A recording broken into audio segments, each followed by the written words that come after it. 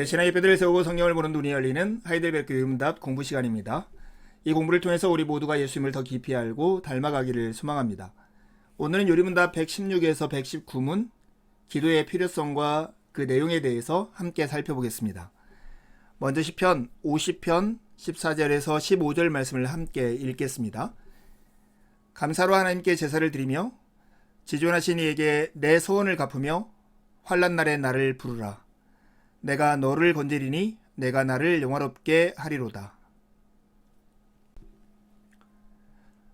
우리는 요리문답을 위로라는 단어로 시작했습니다. 위로는 누군가에 대한 확고한 신뢰에서 비롯된 흔들림이 없는 평안을 말합니다. 이러한 평안을 누리기 위해서 우리는 세 가지를 알아야 하죠.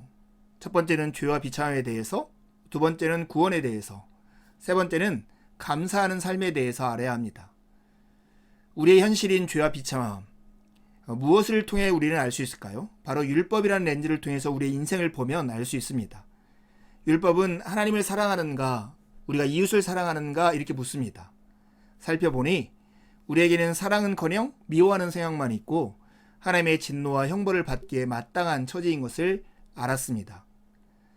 그러니 우리는 당연히 이런 질문을 던질 수밖에 없죠. 어떻게 하면 이 형벌과 진노를 피하고 다시금 하나님의 은혜를 받을 수 있을까요? 우리에게는 중보자가 필요했습니다. 구원을 위한 그 중보자는 인간을 대신하기 위한 인간이라고 하는 자격과 그러나 하나님의 형벌과 진노를 받아낼 만한 능력을 갖춘 분이셨어요. 그분이 누구였습니까? 바로 우리 주님인 예수 그리스도셨죠. 그분은 십자가의 죽음과 부활을 통해서 우리를 위한 구원의 길을 열어놓으셨습니다.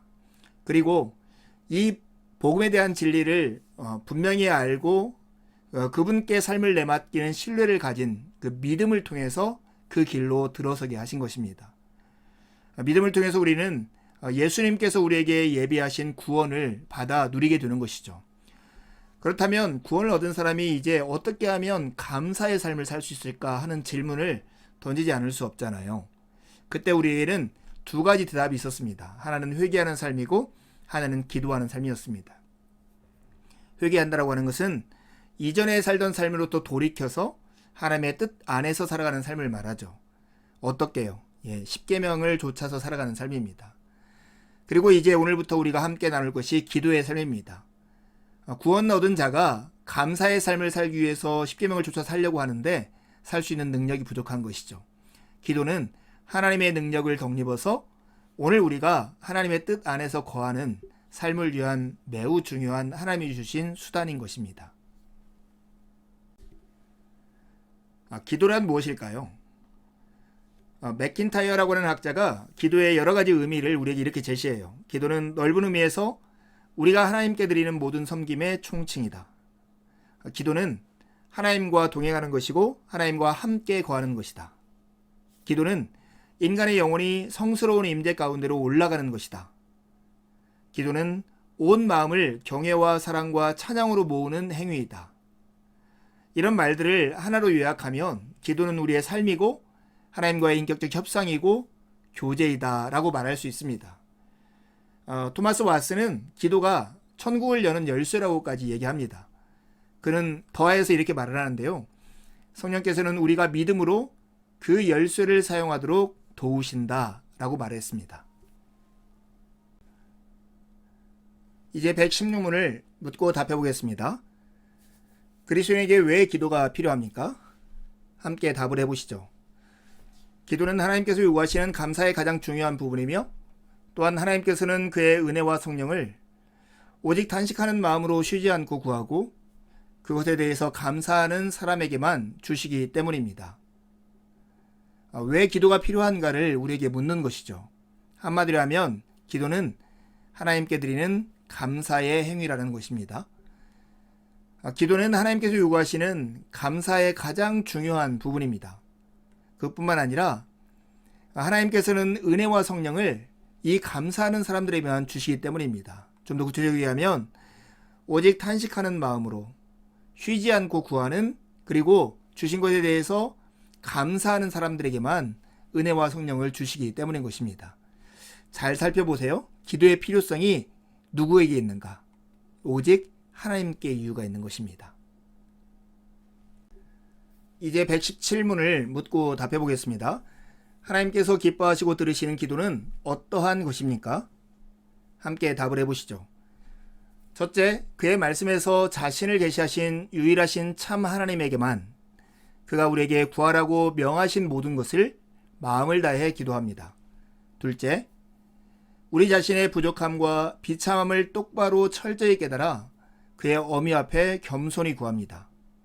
셋째, 비록 우리는 받을 자격이 없는 자들이지만 하나님께서 그의 말씀에서 약속하신 대로 우리 주 그리스도 때문에 우리의 기도를 분명히 들어주신다는 이 확실한 근거를 우리는 가지고 있습니다. 하나님께서 기뻐하시고 들으시는 기도는 어떤 걸까? 우리가 어떻게 기도해야 할까 하는 질문입니다. 먼저 전제가 되어야 할 게 있는데요. 이 기도는 오직 하나님께만 드려야 하는 기도이고 기도의 내용은 하나님이 구하라고 명령하신 모든 것을 구해야 하는 것입니다. 이런 걸 전제로 한 다음에 우리는 어떻게 기도해야 할까요? 먼저는 마음을 다해서 기도해야 합니다. 마음을 다해서. 두 번째는 우리가 겸손히 기도해야 하는 것이죠. 겸손함을 유지하기 위해서는 우리 자신의 부족함과 비참함을 똑바로 그리고 철저히 깨달아 알 때만, 그리고 하나님의 어미 앞에 설 때만 겸손해질 수 있습니다. 마음을 다해 겸손히 그리고 확신을 가지고 하나님께 기도해야 합니다. 우리가 받을 자격이 없는 자들이지만 우리 주 그리스도 때문에 우리의 기도를 분명히 하나님께서 들어주신다는 확신을 가지고 나아가야 합니다. 여러분 기도드릴 때 마음을 다해서 이렇게 겸손히 확신을 가지고 나아가고 있습니까? 우리는 이제까지 왜 기도를 해야 하는지 그리고 어떻게 기도를 해야 하는지를 대해서 확인을 했습니다. 이제 무엇을 우리가 구해야 할까요? 118문과 119문이 묻고 답하는 내용인데요. 118문을 먼저 묻고 답해 보겠습니다. 하나님께서는 그에게 무엇을 구하라고 우리에게 명령하셨습니까? 함께 답을 해보시죠. 영혼과 몸에 필요한 모든 것인데 그리스도 우리 주께서 친히 가르쳐 주신 기도에 그것들이 다 담겨져 있습니다. 119문은 주님께서 가르쳐 주신 기도가 무엇인지를 묻고 거기에 대해서 마태복음 6장에 나와 있는 주님이 가르쳐 주신 기도의 내용으로 우리에게 답을 합니다. 무엇을 구해야 할까? 하나님께서는 그에게 무엇을 구하라고 우리에게 명령하셨는가 하는 질문입니다. 한마디로 하면 우리의 영혼과 몸에 필요한 모든 것을 구하라고 말씀하셨습니다. 이 우리의 영혼과 몸에 필요한 모든 것이 주님께서 가르쳐 주신 기도 안에 잘 담겨져 있어요. 누가복음 11장 1절에 보면 예수께서 한 곳에서 기도하시고 마치심에 제중 하나가 여짜오되 주여 요한이 자기 제자들에게 기도를 가르친 것과 같이 우리에게도 가르쳐 주옵소서. 이런 배경에서 주님께서는 주님이 가르쳐 주신 기도를 우리에게 알려주십니다. 내용은 이렇죠. 하늘에 계신 우리 아버지여, 이름이 거룩히 여김을 받으시오며 나라가 임하시오며 뜻이 하늘에서 이루어진 것 같이 땅에서도 이루어지이다. 오늘 우리에게 일용할 양식을 주시옵고 우리가 우리에게 죄 지은 자를 사하여 준 것 같이 우리 죄를 사하여 주시옵고 우리를 시험에 들게 하지 마시옵고 다만 악에서 구하시옵소서. 나라와 권세와 영광이 아버지께 영원히 있사옵나이다. 아멘. 우리는 다음 주부터 주님이 가르치신 기도를 통해서 기도를 자세히 배워보려고 하는데요. 오늘은 먼저 주님이 가르치신 기도의 구조를 먼저 살펴보려고 합니다. 유익이 있겠죠. 먼저 주님이 가르치신 기도는 우리가 기도를 하는 대상을 명확하게 하는 부름말이 있습니다. 하늘에 계신 우리 아버지. 그런 다음에 우리가 하나님에 관한 기도, 청원들이 세 가지가 나오는데요. 이름이 거룩히 여김을 받으시오며 나라가 임하시오며 뜻이 하늘에서 이루어진 것 같이 땅에서 이루어지이다. 즉 하나님의 뜻을 구하는 기도 세 가지인 것입니다. 그런 다음에 우리의 필요를 구하는 우리 청원이 있습니다. 이것도 세 가지인데 오늘 우리에게 일용할 양식을 주시옵고 우리가 우리에게 죄 지은 자를 사하여 준 것 같이 우리 죄를 사하여 주시옵고 우리를 시험에 들게 하지 마시옵고 다만 악에서 구하시옵소서. 부른말 다음에 하나님의 뜻을 구하는 세 가지 청원, 우리의 필요를 구하는 세 가지 청원, 그 다음에 하나님을 향한 찬양으로 주기도를 마치죠. 나라와 권세와 영광이 아버지께 영원히 있사옵나이다. 네, 주님이 가르치신 기도는 참으로 중요합니다. 교회 공동체에 있어서 중요하고 개인의 기도 생활에 있어서도 매우 중요합니다. 교회 공동체의 표지판이 되고 개인 기도 생활의 나침판이 바로 주님이 가르치신 기도입니다. 요즘 우리가 쓰는 표현으로 하면 주님이 가르치신 기도는 교회의 비전 선언문이고 사명 선언문과 같습니다. 우리가 삶의 순간마다 주기도문의 정신에 입각해서 살아간다면 분명 승리하는 신앙생활을 할 수 있습니다. 나아가서 이 주기도는 개인 기도 생활의 나침반과 같은데요.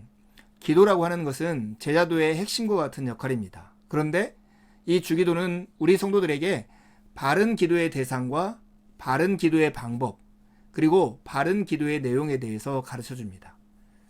여러분, 이 주님의 가르치신 기도를 통해서 기도를 배우고 싶지 않으세요? 정말 그 기대감을 가지고 다음 주부터 한 문장씩 우리가 살펴보려 합니다. 두 가지 질문하고 마치려 합니다. 기도는 하나님께만 해야 하는 것이고 하나님께서 구하라고 명령하시는 것을 구해야 하는 것인데요. 그렇다면 이 기도를 어떻게 해야 할까요? 두 번째 질문입니다. 기도는 교회 공동체에 있어 그리고 개인 기도 생활에 있어 어떤 의미를 가지고 있습니까? 한 주도 주님의 은혜를 의지해 살고 복된 주일에 함께 만나 기쁨으로 하나님을 예배하시죠. 감사합니다.